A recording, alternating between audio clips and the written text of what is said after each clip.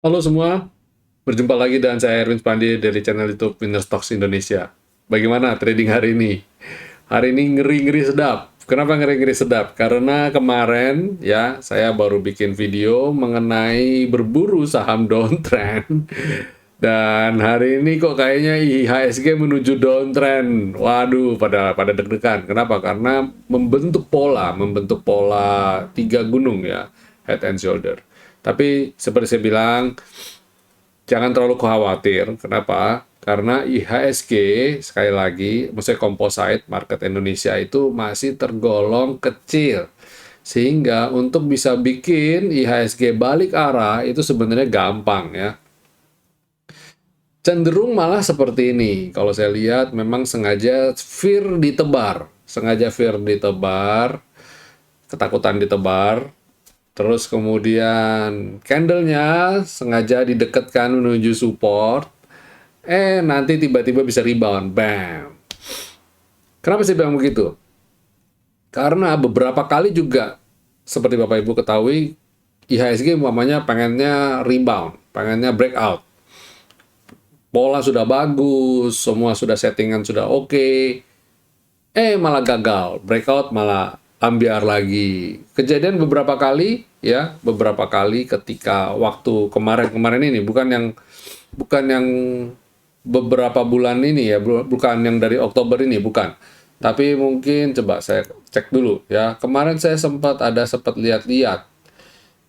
Kita lihat ada satu pola bagus, ternyata IHSG gagal terbang kayak gitu ya. Di mana ya? Nanti coba saya cek lah. Saya coba cek ya. Jadi pada dasarnya memang seringkali begitu ya. Yang kita perkirakan downtrend malah rebound, yang ketika kita perkirakan breakout malah balik arah, malah koreksi cukup dalam ya. Itulah market Indonesia, jangan kaget. Itu sebabnya juga saya bilang jangan terlalu khawatir. Kita trading sesuai dengan trading plan kita aja dan menggunakan money management yang baik ya, tenang ya. Penting itu tenang, maintain kita punya psikologi di state yang tidak perlu khawatir ya. Kita thinking positif aja, selalu thinking positif. Ketika kita berpikir positif ya, somehow entah gimana market atau akan mendukung ya.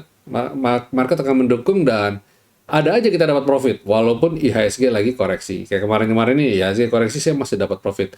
Hari ini pun masih oke. Kenapa? Karena saya beberapa waktu kemarin teman-teman yang di dalam grup sudah pasti tahu saya pegang Akra, saya hold Akra, dan saya ketika Akra koreksi saya juga beli dan sebagainya. Saya malah tetap dari ketika saya trading Saratoga yes masih, trading MTech masih, trading beberapa saham lain masih, tapi Akra saya nggak otak-atik. Kemarin bahkan ketika ada yang nanya, kok nggak ini? Soalnya saya bilang, soalnya Akra itu ada posisi di emiten, apa di rekening sekuritas yang jarang saya utak-atik. Jadi mau turun kayak mau naik kayak, saya cenderung agak tenang aja, biarin aja. Jadi saya kalau ada waktu untuk tambah, saya tambah kayak gitu loh. Dan hari ini ya IHSG ketika koreksi, Akra malah rebound ya. Ya bagus, dan Akra masuk salah satu saham yang saya rekomendasikan kan kemarin ya. Jadi congrats buat yang kemarin masuk ke Akra. Oke, kita tidak perpanjang. Kita coba lihat kondisi IHSG hari ini bagaimana. Nah ini IHSG agak bikin deg-degan. Kenapa? Karena jebol skyline ya. Level skyline kita baru tertembus ya. Dan asing membukukan net sell 388,5 bio. Tapi di market negonya, di pasar negonya, asing malah membukukan net buy ya. Asing malah membukukan net buy. Dan net buy-nya cukup bagus sampai mencapai 930 miliar ya. Jadi kalau di average ya, kalau di total asing membukukan net buy malah di 540-an 43 miliar. Jadi kalau saya bilang pada dasarnya sih oke-oke aja, masih cukup aman ya. Dan pemberat indeks hari ini ada di saham di sektor industri dan consumer cyclicals. Kita sudah warning loh ya, consumer cyclicals jangan entry dulu. Dan hari ini terbukti jadi pemberat indeks.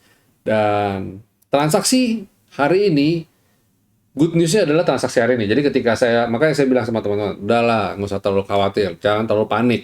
Ketika dia breakdown skyline, toh transaksi juga cuma 8,8 T ya, nggak terlalu besar, masih cukup aman. Jadi ada beberapa yang tanya ke saya bilang udah nggak usah khawatir, ikutin trading plan aja dulu pokoknya ya. Transaksinya kecil kok, 8,8 T dan volumenya juga low. Jadi ketika market koreksi dan transaksinya kecil atau volumenya kecil, itu membuktikan bahwa pada dasarnya mereka nggak keluar. Mereka malah mungkin memanfaatkan momentum untuk buy on weakness. Ya, itu sebabnya kemarin saya bikin video judulnya berburu saham downtrend dan saya kasih tips saham-saham apa atau bagaimana cara kita memilah-milah ya saham apa yang kira-kira berpotensi yang layak untuk kita serok. Oke. Terus sektoralnya bagaimana? Coba kita cek sektoralnya.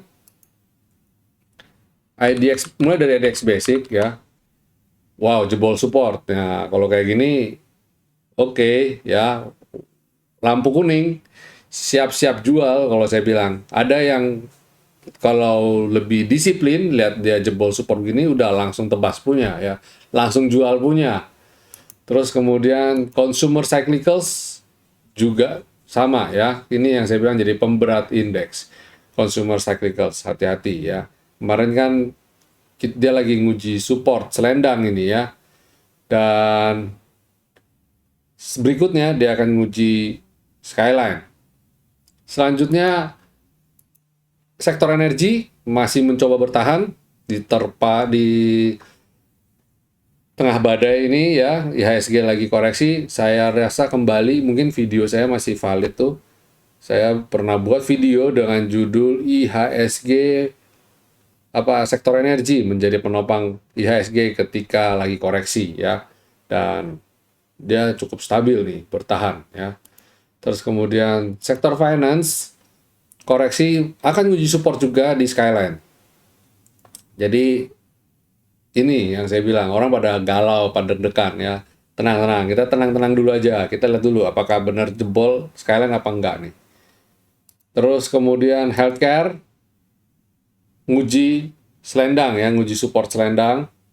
Moga-moga bisa segera rebound lagi. Ini isu Omicron masih digoreng terus kayaknya, masih jadi isu utama. Sektor industri, wow, ini nguji support jangka panjang. Kalau jebol support jangka panjang ini, wow, hindari dulu deh. Hindari dulu. Infrastruktur juga sama, nguji support jangka panjang. Ya, moga-moga bisa segera rebound. Sektor industri dan infrastruktur ini ada bottom support, jadi kalau dia bisa rebound, ya bagus ya. Spekulatif aja, spekulatif buy, cicil beli ya. Kalau dia jebol beneran, cut loss gitu ya. Tapi kalau enggak, lumayan dapat jackpot kan, ya harga bottom. Ini yang saya bilang hindari consumer non cyclicals. Salah ya tadi ralat. Tadi saya di awal bilang consumer cyclicals. Yang benar consumer non cyclicals yang saya bilang hindari dulu ya. Kalau consumer cyclicals masih ada di jalur uptrend, cuma dia lagi pullback. Terus kemudian properti bikin lower low, saya juga bilang hindari dulu. Kemarin di video serok saham yang lagi di bottom itu, support itu, ada saya singgung hindari dulu konstruksi, dan hari ini banyak yang ARB, ngeri ya. Adi, Wika, PTPP, saya sempat bilang hindari dulu ya. Bahkan salah satu live IG yang saya collab dengan Tanya Saham, bahkan saya katakan kalau mau nawar konstruksi itu diskon 50%. Properti konstruksi masih hindari dulu ya. Terus habis itu saham tekno, kita lihat masih sideways tapi ini cenderung downtrend, jadi hindari dulu. Ini juga hindari sektor transportasi, posisi lagi di pucuk. Bisa saja ini tiba-tiba dia koreksi ya. Saya bilang sini sih hindari dulu sementara. Jadi kalau kita lihat dalam beberapa hari ini, jangan gegabah langsung serok. Kita lihat wait and see. moga-moga ya besok rebound. Dan untuk trading pendek dulu aja, pokoknya masuk bertahap.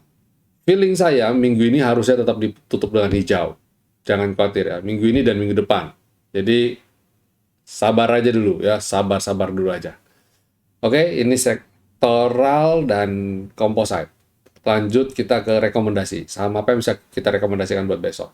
Tetap ada peluang ya, di tengah kondisi kayak gini tetap ada peluang. Pertama yaitu MDKA. MDKA kita sudah kode per tanggal 16 ya, tanggal 16 sudah kode ini. Dan kemarin sempat koreksi, saya anggap itu potensi untuk kita dapat harga lebih murah, dan bam, dia hari ini naik, lumayan, nice. Habis MDKA ada MTEK, sorry, tadi saya bacain yang buat kemarin. MTEK juga dalam trennya naik, dan dia potensi lagi pullback, sideways, konsolidasi, dan dia mulai naik lagi. Ini menarik untuk cermati MTEK. Kemudian ada S Hardware. S Hardware ini oke ya, dia mulai rebound dari areal supportnya ini. Harapan saya sih dia bisa segera comeback. Nah ini, target saya ke sini. Target saya ke sini. Itu S Hardware, kemudian Tebik.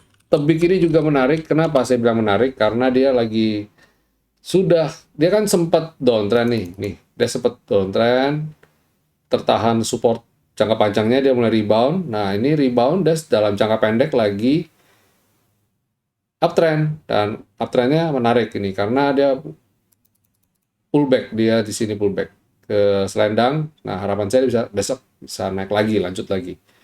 Itu Tebik. Kemudian satu lagi semi-semi gorengan ya, yaitu Bina. Bukan semi-semi, ini sih gorengan lah, masih kategori gorengan. Menarik karena dia breakout ya, dia breakout. Jadi kalau saya bilang cermati jika besok bisa bertahan di level ini, di atas 4.200 ya. Ini menarik banget. Volumenya juga gede ya. Cermati Bina buat besok. Terus kemudian Pura. Pura juga oke ya. Cermati. Volumenya nggak sebesar Bina, tapi dia trennya masih bagus, masih oke. Mungkin bisa tiba-tiba spike, dread, dia bisa naik. Ya, namanya juga gorengan. Ya kan? Oke, itu video dari kita, Stocks Indonesia. Semoga apa yang kita bagikan bisa berguna bagi Bapak Ibu dan bisa memberikan insight-insight ya, dan guidance untuk Bapak Ibu trading di esok hari. Oke, happy cuan semuanya. Jangan lupa untuk selalu bikin trading plan ya. Stay safe, stay healthy, and God bless you all.